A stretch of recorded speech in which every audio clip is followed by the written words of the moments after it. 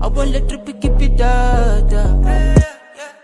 Sabona ex yami azinjani impilo uzwile ukuthi asikho sihle isimo akusuko lona boshaya amaphiko ukaba nje umndeni wami ngiyawufida ngenxa yaleli phimbo adurusha unophuma kuleli phimbo wamva kuzira do it for my people yeah come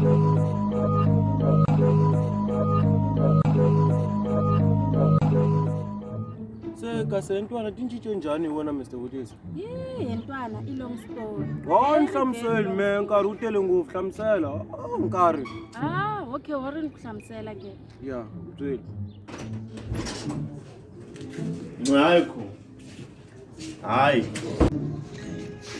Oh shit! Lo andela Jesu ya onto xirami na koka. Kasifuma ke so.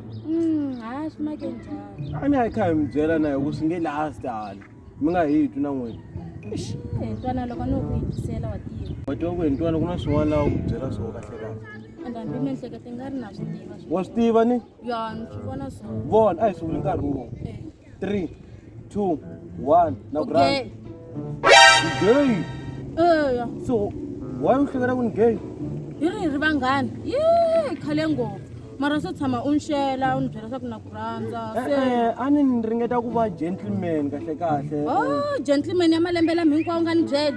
Ni nkarhi na nkarhi loko ni ringeta ku byela ni vona ku loko ni ringeta ku byela ku nghena munhu a jola na wena ni ringeta ku byela ku nghena munhu a jola na wena kahle kahle vona se sweswo ni vona gede ri pfulekini vheni ku ni vheni ku nghena ka ha ri na chance wa vona ri nga se pfaleka. Hintwana swi nge maki.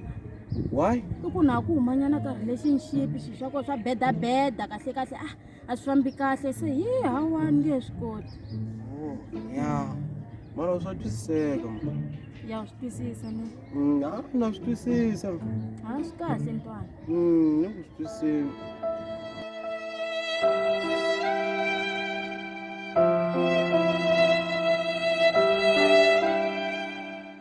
Fonese va singera gladness unga swi vona yo janga ke nga mjango amla ku vona mhaka ku ya kwini hela kwini sungune kwini mara ku jahela swilo Antela ngita vulavula swa siku leri nga hundza. Lava ku byela swa ku fanekele ku hi tekanyana lunch.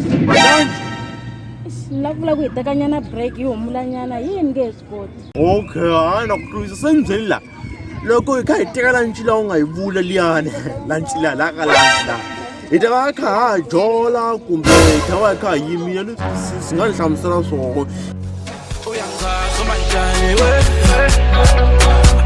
izinto ezenza kimi kulamalanga ngithi uyangazi manjani